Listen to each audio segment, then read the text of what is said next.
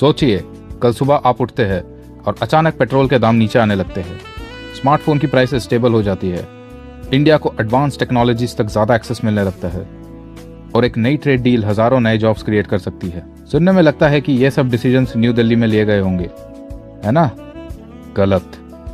इनमें से कुछ डिसीजंस की शुरुआत हुई थी लगभग 7,000 किलोमीटर दूर, फ्रांस के एक छोटे से टाउन एवियन में, क्योंकि जून 2026 में दुनिया के सबसे पावरफुल लीडर्स यहाँ इकट्ठा हुए थे G7 समिट के लिए।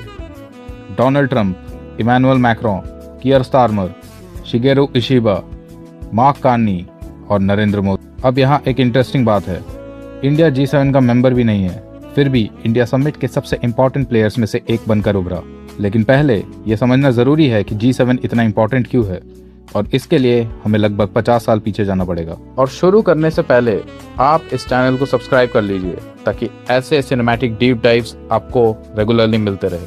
What is G7? ज्यादातर लोग G7 का नाम सुनते ही सोचते हैं कि शायद ये कोई वर्ल्ड गवर्नमेंट है, लेकिन ऐसा नहीं है। G7 की शुरुआत हुई थी 1970s के ऑयल क्राइसिस के दौरान, एक ऐसा वक्त जब इन्फ्लेशन कंट्रोल से बाहर जा रहा था, एनर्जी प्राइसेस आसमान छू रही थी और गवर्नमेंट्स इकोनॉमिक कोलैप्स से डर रही थी। तब कुछ एडवांस इकोनॉमीज एक साथ आई, United States, United Kingdom, France, Germany, Italy, Japan और बाद में कनाडा। मकसद सिंपल था, आने वाले क्राइसिस को मिलकर हैंडल करना और ग्लोबल इकोनॉमी को स्टेबल रखना। आज भी ये कंट्रीज दुनिया की पॉपुलेशन का छोटा सा हिस्सा रिप्रेजेंट करती है, लेकिन global finance, technology, security alliances और ट्रेड रूल्स पर इनका इन्फ्लुएंस बहुत बड़ा है। और इसी वजह से जब G7 लीडर्स मिलते हैं, पूरी दुनिया ध्यान से देखती है। लेकिन एक सवाल बनता है, जब चाइना राइज कर रहा है, India fastest growing major economy है और ब्रिक्स एक्सपैंड हो रहा है, तो G7 अब भी इंपॉर्टेंट क्यों है? क्योंकि आज दुनिया ट्रांजिशन के फेज में है, और जब ग्लोबल पावर शिफ्ट होती है तब सबसे इंपॉर्टेंट चीज होती है रूल्स कौन लिख रहा है। लेकिन यहाँ वो बात आती है जिसे मेन स्ट्रीम मीडिया ने लगभग इग्नोर कर दिया।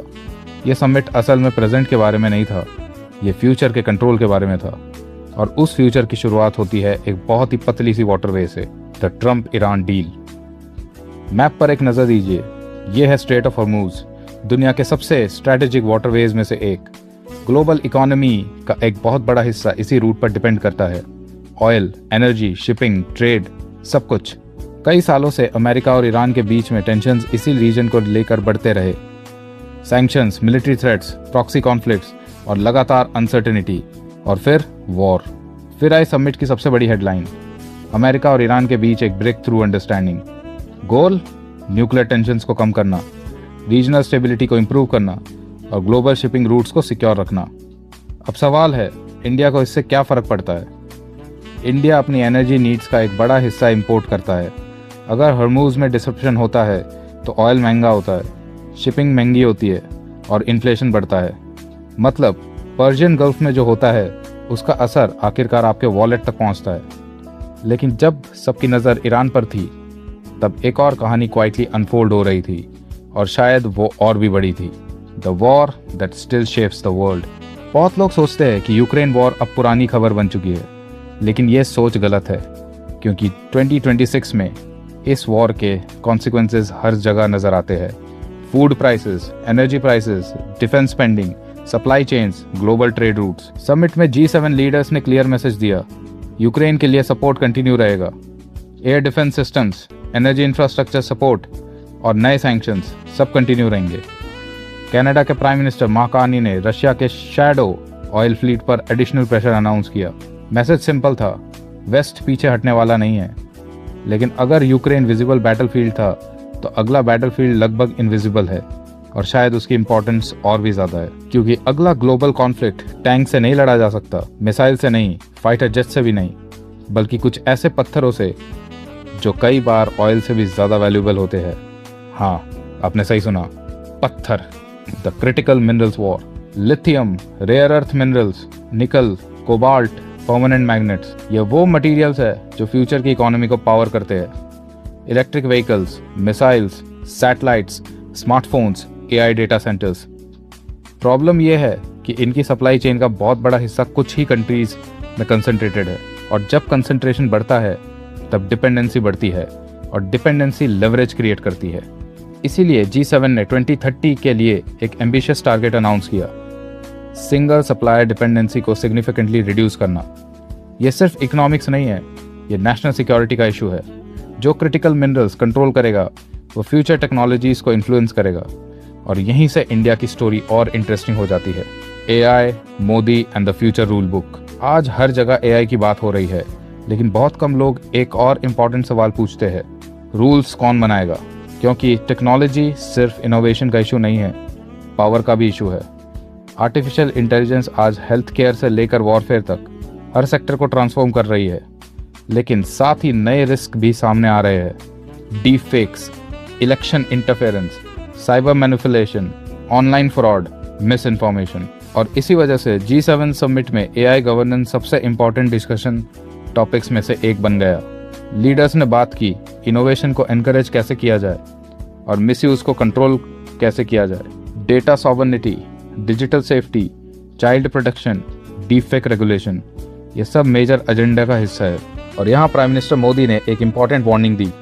उन्होंने कहा AI को सोसाइटी के खिलाफ वेपन बनने से रोकना होगा। डीप फेक्स और मिस इन्फॉर्मेशन के खिलाफ ग्लोबल कोऑपरेशन जरूरी है। और अगर आप ध्यान से देखें तो ये सिर्फ टेक्नोलॉजी की बात नहीं है, ये इन्फ्लुएंस की बात है। क्योंकि जो कंट्रीज आज AI के रूल्स लिखेंगे, कल वो ग्लोबल डिजिटल इकोनॉमी के रूल्स भी लिखेंगे। और इंडिया उस टेबल पर अपनी जगह बना रहा है। लेकिन रुकिए, AI भी इंडिया की सबसे बड़ी अचीवमेंट नहीं थी। ईरान भी नहीं, यूक्रेन भी नहीं। समिट का सबसे इंपॉर्टेंट डेवलपमेंट कैमरास के सामने नहीं, बल्कि क्लोज डोर मीटिंग्स के अंदर हुआ। और वही इंडिया की असली डिप्लोमेटिक विक्ट्री थी, इंडियाज क्वाइट विक्ट्री। जब समिट चल रहा था तब दुनिया की मीडिया ज्यादातर ट्रंप, ईरान और यूक्रेन पर फोकस थी। लेकिन पैरेलल में कुछ ऐसी मीटिंग्स हो रही थी जो लॉन्ग टर्म में इंडिया के लिए ज्यादा इंपॉर्टेंट साबित हो सकती है। सबसे पहले मोदी ट्रंप मीटिंग। दोनों लीडर्स के बीच डिस्कशंस का फोकस सिर्फ जियोपॉलिटिक्स नहीं था, ट्रेड भी था, टेक्नोलॉजी भी थी, इन्वेस्टमेंट भी था। रिपोर्ट्स के मुताबिक US India trade agreement advance stage तक पहुंच चुका है। अगर ये डील फाइनल होती है तो एक्सपोर्ट्स बढ़ सकते हैं, मैन्युफैक्चरिंग अपॉर्चुनिटीज बढ़ सकती है, टेक्नोलॉजी पार्टनरशिप्स डीपन हो सकती है और इन्वेस्टमेंट फ्लोज एक्सेलरेट हो सकते हैं। सिंपल लैंग्वेज में समझे तो इसका इम्पैक्ट बोर्ड रूम्स तक ही लिमिटेड नहीं रहेगा, इसका इम्पैक्ट फैक्ट्रीज, स्टार्टअप्स और जॉब्स पर भी पड़ सकता है। लेकिन कहानी यहीं पे खत्म नहीं होती। PM मोदी ने यूक्रेनियन प्रेसिडेंट ज़ेलेंस्की से भी मुलाकात की और एक बार फिर इंडिया का स्टैंड रिपीट किया, इंडिया पीस के साइड पर है। ये इंडिया की ट्रेडिशनल स्ट्रेटेजिक ऑटोनॉमी पॉलिसी को रिफ्लेक्ट करती है। इंडिया अमेरिका से भी बात करता है, रशिया से भी, यूक्रेन से भी, यूरोप से भी, और ग्लोबल साउथ के इंटरेस्ट को भी रिप्रेजेंट करता है। दुनिया में बहुत कम कंट्रीज है जो साइमल्टेनियसली इतने सारे पावर सेंटर्स के साथ कंस्ट्रक्टिव रिलेशनशिप्स मेंटेन कर सकती है। और शायद इसी वजह से इंडिया की इंपॉर्टेंस लगातार बढ़ रही है। What did India really gain? अब सबसे इंपॉर्टेंट सवाल, इंडिया को क्या मिला? सबसे पहला गेन, डिप्लोमेटिक्स विजिबिलिटी। इंडिया G7 का मेंबर नहीं है, फिर भी हर मेजर समिट में इनवाइट किया जा रहा है। ये इंडिया की ग्रोइंग ग्लोबल इंपॉर्टेंस का सिग्नल है। दूसरा गेन, ट्रेड अपॉर्चुनिटीज। अमेरिका के साथ डीपर इकोनॉमिक टाइज, यूरोप के साथ partnerships, technology cooperation, supply chain integration. तीसरा gain, critical minerals access, future electric vehicle industry, advance manufacturing, strategic technologies, सबके लिए ये रिसोर्सेज इंपॉर्टेंट होंगे। चौथा गेन, AI गवर्नेंस। इंडिया को फ्यूचर डिजिटल रूल शेप करने का मौका मिल रहा है और अगर AI नेक्स्ट इंडस्ट्रियल रेवोल्यूशन है तो इंडिया उस कॉन्वर्सेशन का हिस्सा बनना चाहता है। और पांचवा गेन, ग्लोबल साउथ लीडरशिप। आज अफ्रीका, एशिया और लैटिन अमेरिका के कई डेवलपिंग कंट्रीज इंडिया को एक ब्रिज के रूप में देखते हैं, एक ऐसी वॉइस जो डेवलप्ड और डेवलपिंग वर्ल्ड के बीच कनेक्ट कर सकती है। G7 जैसे प्लेटफॉर्म्स पर इंडिया की प्रेजेंस इसी रोल को और स्ट्रेंथन करती है। अब एक स्टेप पीछे हटकर पूरी पिक्चर देखिए। अगर इस समिट को एक सेंटेंस में समराइज करना हो तो ये समिट था चेंजिंग वर्ल्ड को मैनेज करने की कोशिश। पुराना ग्लोबलाइजेशन मॉडल इवॉल्व हो रहा है, सप्लाई चेन्स रीडिजाइन हो रही है और जियोपॉलिटिकल अलायंसेस नए शेप ले रहे हैं। क्रिटिकल मिनरल्स के लिए रेस चल रही है, AI के रूल्स लिखे जा रहे हैं, ट्रेड नेटवर्क्स रीराइट हो रहे हैं और ग्लोबल इन्फ्लुएंस रीडिस्ट्रीब्यूट हो रहा है। और इसी ट्रांजिशन के बीच इंडिया अपनी जगह डिफाइन कर रहा है, सिर्फ एक रीजनल पावर के रूप में नहीं बल्कि एक इमर्जिंग ग्लोबल पावर के रूप में। तो आने वाले सालों में सवाल ये नहीं होगा इंडिया को G7 में इनवाइट क्यों किया जा रहा है। सवाल ये हो सकता है, क्या दुनिया के मेजर पावर्स इंडिया के बिना फ्यूचर डिस्कस कर सकते हैं? आपको क्या लगता है, क्या इंडिया को फ्यूचर में G7 का परमानेंट मेंबर बनना चाहिए या फिर ब्रिक्स और ग्लोबल साउथ लीडरशिप पर फोकस करना चाहिए? कमेंट करके ज़रूर बताइए।